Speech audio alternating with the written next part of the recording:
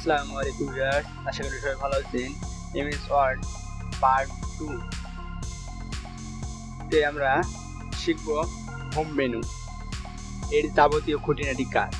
আপনি যদি আমার এই চ্যানেলে নতুন হয়ে থাকেন অবশ্যই hit the subscribe button.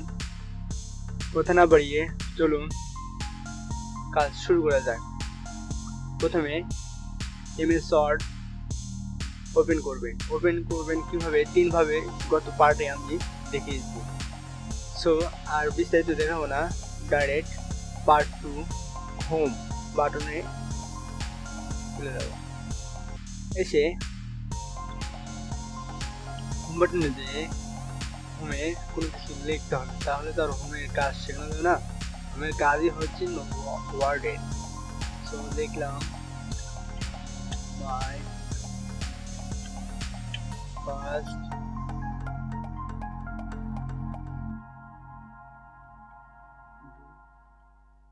Project.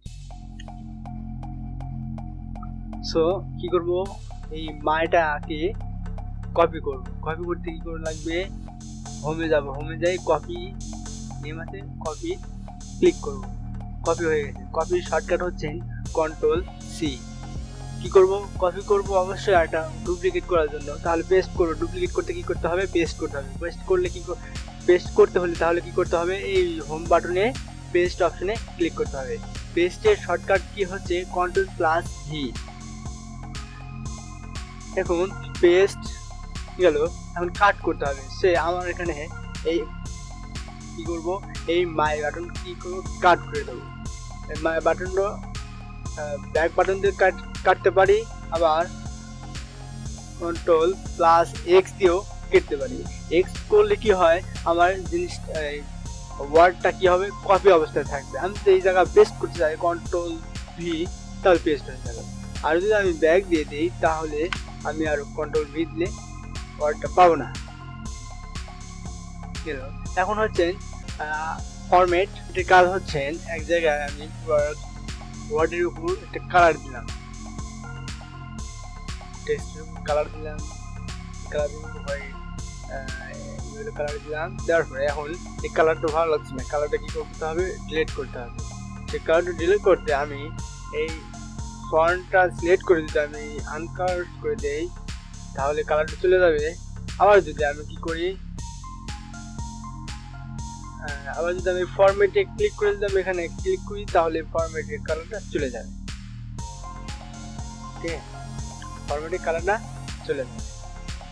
ফরম্যাটের কাজ তো বুঝলাম, তখন ফরম্যাটের কাজ শেষ। এখন ফন্টের কাজ, ফন্ট। এখন এখানে কি আছে, ক্যালিব্রি বডি। তখন এই ফন্ট অনেক রকমের আছে, ইউজ ইংলিশের জন্য অনেক, কিন্তু বাংলার জন্য টাইমস নিউ রোমান, বাংলার জন্য সুতোনিয়ানজি, আর ইংলিশের জন্য টাইমস নিউ রোমান। সুতোনিয়ান যে এই অক্ষরটা সাধারণত এরকমই হয়। আবার যদি ইংলিশে খোঁজা যায় যে পাওয়ার টু ডিসকাস, সুতোনিয়ানজি সাধারণত এই লেখাটাই থাকবে, সুতোনিয়ানজি। এই যে চলে আসে সুতোনিয়ানজি। আর সুতোনিয়ানজি আপনার ওরকম ভাবে মনে নাও থাকতে পারে, তাহলে SUT চলে আসবে। দেখেন কেটে দিলাম, SUT চলে আসছে। এই যে এখন ইন্টার দিলে সিলেক্ট হয়ে গেল সুতোনিয়ানজি, ইন্টার দিলে সুতোনিয়ানজি সিলেক্ট হয়ে গেল। বাংলা এখন লেখাটা অন্যরকম। এখন বাংলা লিখবো, এখন বাংলা লেখা হচ্ছে না, তাহলে কি করব, তাহলে বিজয় 52 অবশ্যই ইনস্টল করা থাকবে। ভিডিও ডিসক্রিপশনে বিজয় 52 কিভাবে ইনস্টল করে তার লিঙ্ক দেওয়া থাকবে, আপনারা পারলে দেখে নিতে পারেন। তো এখন বিজয় 52 আইকনটা অবশ্যই টপ বারে শো করতে হবে, শো না করলে বুঝবো না। এখন এই যে হিডেন আইকনের ভিতরে বিজয় 52 একটা আইকন আছে, এখানে রাইট বাটন ক্লিক করে শো টপ বারে ক্লিক করব। এই শো টপ বারে ক্লিক করেছে। এখন কি করব, বাংলা লিখবো। বাংলার ক্ষেত্রে অবশ্যই এখানে বিজয় ক্লাসিক দিতে হবে, এখানে বিজয় ক্লাসিক দিয়ে তবেই বাংলা শুরু করতে হবে। আমার সোনার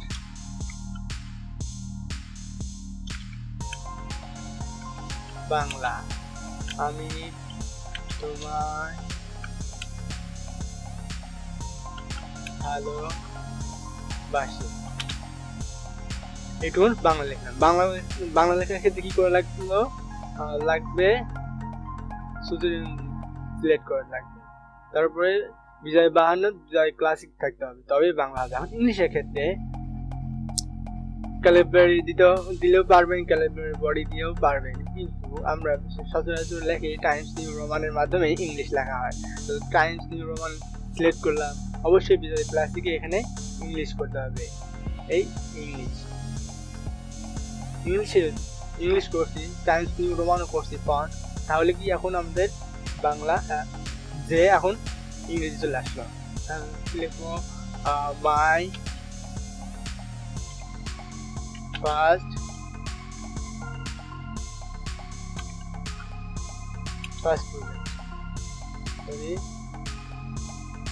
প্রজেক্ট।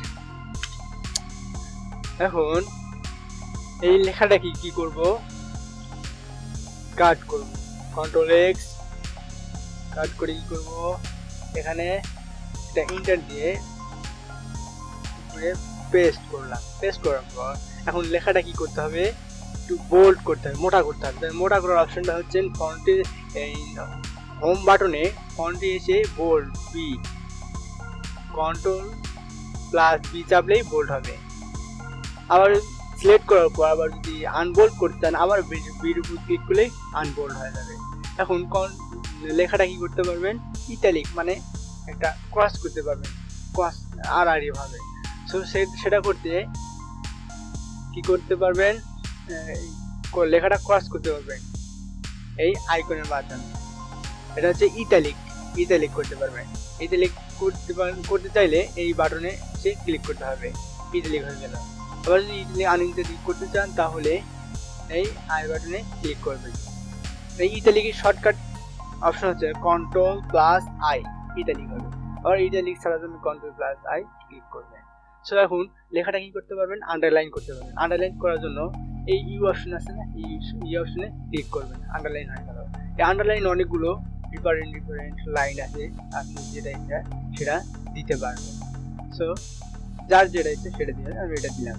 এখন এই আন্ডারলাইনটা যদি নাও লাগতে পারে, আন্ডারলাইন দিয়ে দেখলাম আন্ডারলাইন কালো লাগছে না, অবশ্যই আবার আন্ডারলাইন কি করবো, আন্ডারলাইনে ক্লিক করলে অবশ্যই ফন্টটা সিলেক্ট থাকতে হবে। সিলেক্ট থাকার পর আন্ডারলাইন হয়েছে, আবার আন্ডারলাইন ক্লিক করলে আন্ডারলাইন ছেড়ে যাবে। আর আন্ডারলাইনের শর্টকাট কি হয়েছে, কন্ট্রোল প্লাস ইউ দিলেই আন্ডারলাইন চলে আসবে। এখন লেখাটা কি করবেন, মাঝখানে ক্রস একটা কেটে দেওয়ার মতন একটা দাগ দিবেন। এই দাগ দেওয়ার জন্য কি করতে পারি, এই এখানে কি আছে চিকেন থ্রোট, এখানে ক্লিক করলে মাঝখানে একটা কাটা দাগ চলে আসবে। এখানে সাধারণত ম্যাথের ক্ষেত্রে হয়, অনেক ক্ষেত্রেই হয়, যাই যে ক্ষেত্রে ব্যবহার করতে পারে। সো আমি কি করলাম, এখানে ফন্ট সিলেক্ট করে ক্লিক করলাম, আবার ছেড়ে গেল। এখন আবার কি করব, লিখলাম এ প্লাস বি হোল স্কোয়ার।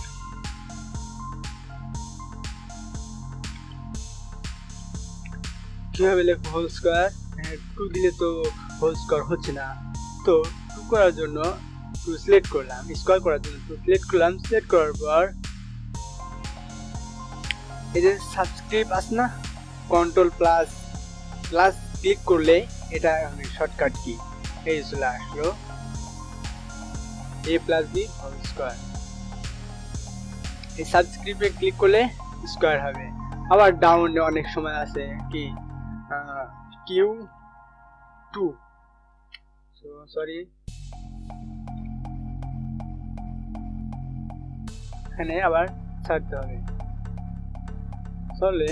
তাহলে এখন কি লিখবো, Q2 4।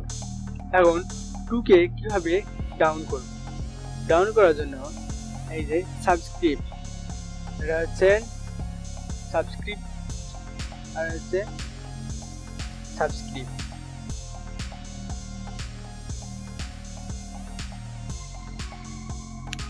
সাবস্ক্রিপ্ট কি, সাবস্ক্রিপ্ট হচ্ছে নিচে কোনো পাওয়ার নিচে দেওয়ার জন্য সাবস্ক্রিপ্ট ব্যবহার করা হয়, আর সাবস্ক্রিপ্ট হচ্ছে ব্যবহার করা হয় উপরে পাওয়ার ব্যবহার করার জন্য। সো সাবস্ক্রিপ্ট আর সাবস্ক্রিপ্টের কাজ বুঝলেন। এখন করবেন লেখাটা কি করবেন, এক সাইজ বড় করবেন, ফন্ট সাইজ কি করবেন একটা বড় করবেন। বড় করার ক্ষেত্রে কি করবেন, এখানে ফন্ট সাইজে এসে বড় করতে পারবেন। আবার ইনকারেন্স ফন্ট, গ্রো ফন্ট, আর এটা হচ্ছে স্ট্রিং ফন্ট। এটার মাধ্যমে একটা একটা করে বড় হবে, আর এই আইকনের মাধ্যমে একটা একটা করে ছোট হবে। তো অবশ্যই বুঝতে পারছি কোন আইকনের কি কাজ। একটা একটা বড় করার জন্য কিবোর্ড শর্টকাট হচ্ছে কন্ট্রোল, বড় করতে control plus third bracket left right, আর ছোট করতে control plus third bracket left, ছোট হচ্ছে। তো এটার কাজ বুঝলাম। এখন কি করব, কন্ট্রোল 1 2 3 পেজটা কি করব, ফন্টটা কি সিলেক্ট করব, সিলেক্ট করার পর লোয়ার কেস মানে সব অক্ষরগুলো কি হবে ছোট হবে। আবার যদি আপার কেস দেই তাহলে সব অক্ষরগুলোই বড় হবে। আবার যদি ক্যাপিটাল ইন ওয়ার্ড মানে ফার্স্টের অক্ষর সব কি হবে বড় হবে। আবার কি দিতে পারি,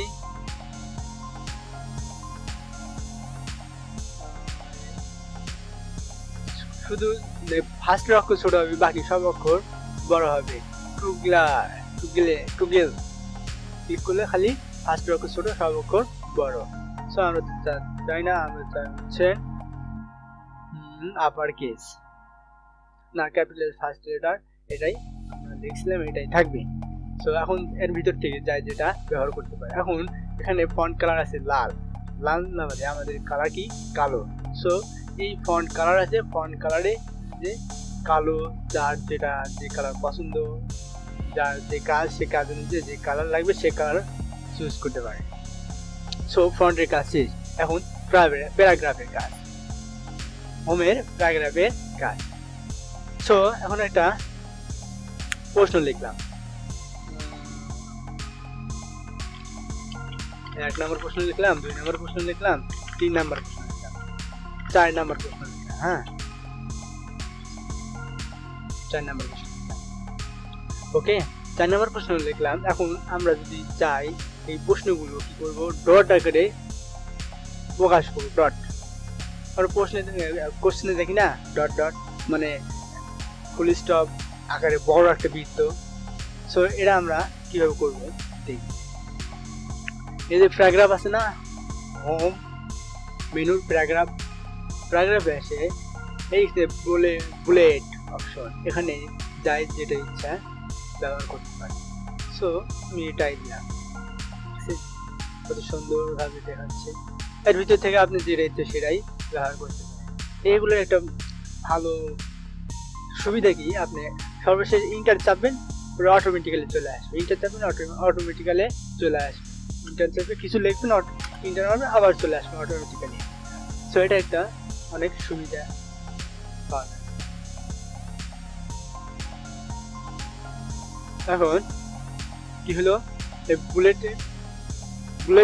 বুলেটের কাজ শেষ। এখন কি হলো নাম্বারিং। সো আমরা এটা চাচ্ছি না, বুলেট চাচ্ছি না, আমরা নাম্বারিং করবো। সো এটা সিলেক্ট করে নাম্বারিং আছে, নাম্বারিং এ সিলেক্ট করে দেবো কোন কোন ক্যাটাগরিতে আমার নাম্বার প্রয়োজন, সেই ক্যাটাগরি নাম্বার আমি সিলেক্ট করে দেবো। সাধারণত তার যেটা ব্যবহার করতে পারে সেটাই ব্যবহার করবে। এটা তো সেম, একটা লেখা শেষ করে ইন্টার লিখবেন, আবার লিখে একটু ইন্টার দিবেন চলে আসবে। এগুলো এটা অনেক বড় একটা সুবিধা। সো শেষ হলো। এখন কি করব, এই দুটার সংমিশ্রণে এটা তৈরি। সো আপনি যে কোনো একটা ব্যবহার করতে পারেন। এখান থেকে আপনি যে কোনো ইচ্ছা সিলেক্ট করতে পারেন, এটা সিলেক্ট করতে পারবেন, মানে এই দুটোর কম্বিনেশনে এটা তৈরি করা হয়েছে। এটা কি হচ্ছে মাল্টি লেভেল লিস্ট, সব লেভেল থাকবে এর ভিতরে। হ্যাঁ, সেটা হিসেবে আপনি তৈরি করতে পারেন। সো এই প্যারাগ্রাফটা কি করতে হবে, এটা কেটে দেই। কেটে দিতে কি হয়, ব্যাক স্পেস ক্লিক করতে হয়, ব্যাক স্পেস চাপ দিলে কেটে যাবে, আবার ডিলিট অপশনে ক্লিক করলে চলে যাবে। সো এখন মাই ফার্স্ট প্রজেক্ট, এটা কি করব, লেফটে আসবে, লেফটে যাওয়ার জন্য left paragraph align text left. এই টেক্সটের পজিশন কোথায় হবে, লেফটে না সেন্টারে, অ্যালাইন সেন্টারে না রাইটে, কোনটা হবে? সো লেফটের জন্য কন্ট্রোল প্লাস এল লেফট হবে, আবার কন্ট্রোল প্লাস ই ক্লিক করলে, ই প্রেস করলে মিডিলে থাকবে, সেন্টারে থাকবে, আর কন্ট্রোল আর প্রেস করলে রাইটে থাকবে, কন্ট্রোল আর প্রেস করলে রাইটে থাকবে। এবার ম্যাক্সিমাম, সো আমরা অনেক কাজ করি, অনেক কিছু লিখলাম,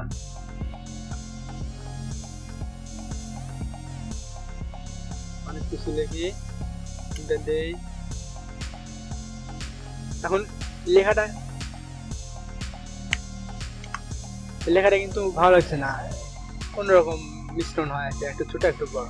লেখাগুলো যদি চারিদিকে সমানভাবে থাকে তাহলে দেখতে অনেক সুন্দর লাগে, জাস্টিফাই করতে হবে। তাহলে এই জাস্টিফাই প্যারাগ্রাফে এসে জাস্টিফাই ক্লিক করলে জাস্টিফাই লেখাটা এখন অনেক সুন্দর লাগে।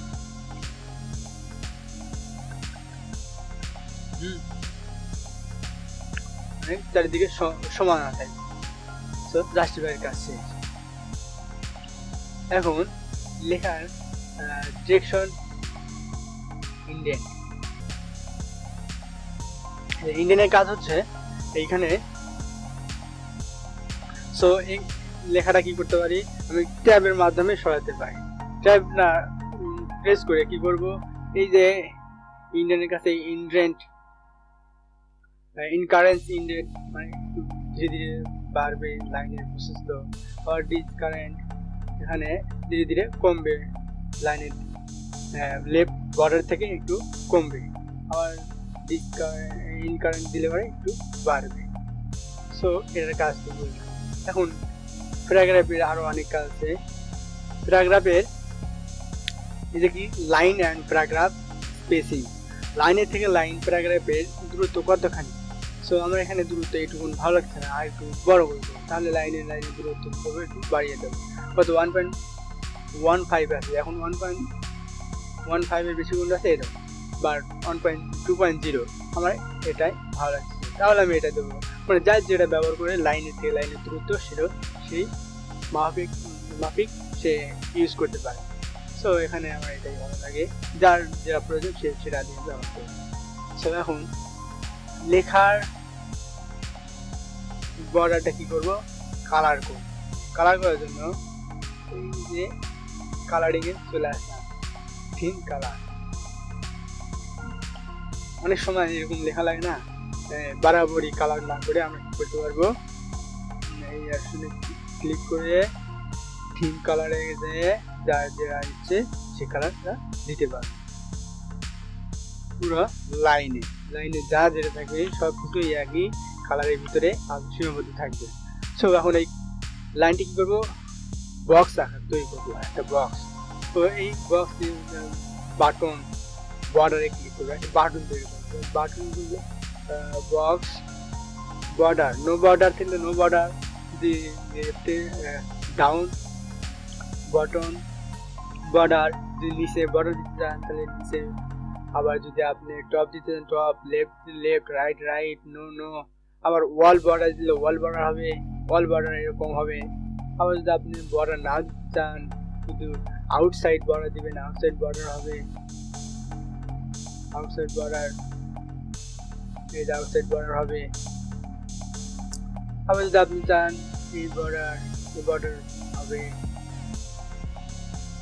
সো আপনি আবার বর্ডার ড্র করতে পারবেন, বর্ডার তৈরি করতে পারবেন, যেরকম এই যে একটা বর্ডার তৈরি হয়ে গেল,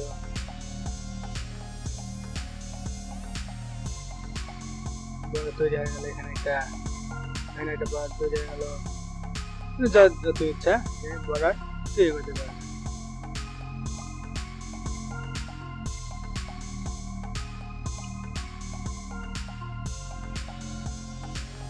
এখন চাপাচাপি করতে হঠাৎ করে একটু চাপ লেগে এরকম লাইনের লাস্টে যায়, এরকম একটা অন্যরকম চিহ্ন চলে আসে, এটা কোনো কিছু করলেই সরে না। তাহলে সেক্ষেত্রে কি করবো, ইনসার্ট হোম বাটনে যায়, এই যে একটা আইকন আছে শো হিডেন কন্ট্রোল, এখানে ক্লিক করবো, সব কমপ্লিট হয়ে যাবে।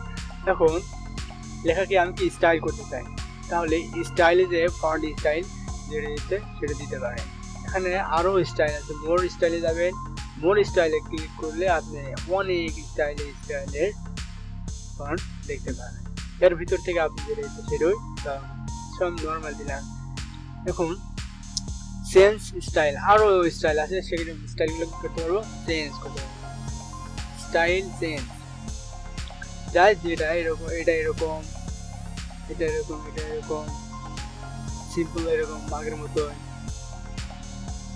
ওয়ার্ড 2003 2010 যা যেটা ব্যবহার করে পারে আপনাদের থেকে এরা ইউজ করবে। আমি এটা দিলাম। এখন ফাইন লেখা আমার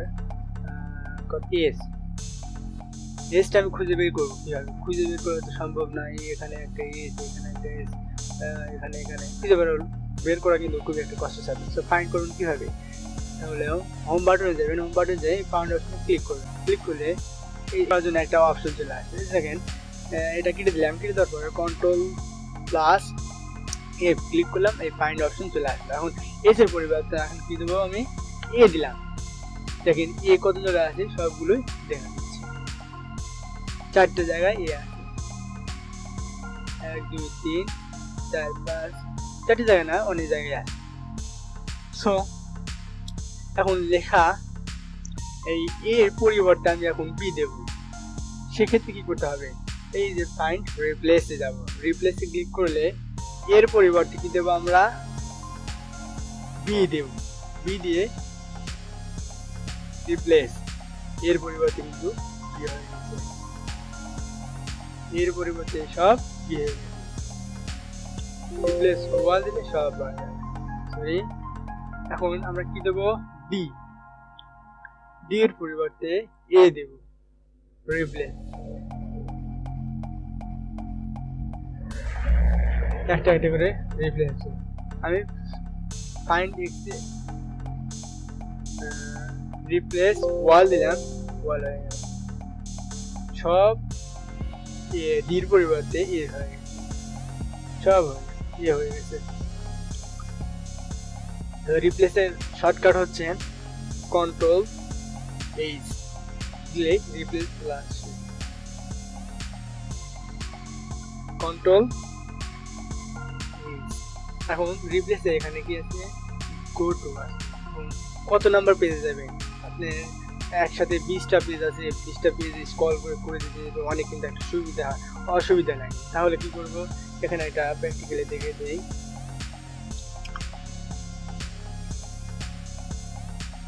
ওয়ান 2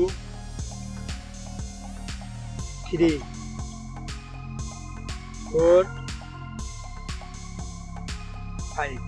সো এখন আমি কত নাম্বার পেজ চলে আসবো, 3 নাম্বার পেজ, গো 3 নাম্বার পেজে চলে আসবে, আমরা নাম্বারিং করছি পেজ অনুযায়ী, 3 নাম্বার পেজে চলে আসবে। আবার কি করবো, 5 নাম্বার পেজে যাবো, 5 গো 5 নাম্বার পেজে কিন্তু চলে আসবে। তো আমরা এই পেজ খোলার জন্য শর্টকাট কি হচ্ছে, Ctrl+H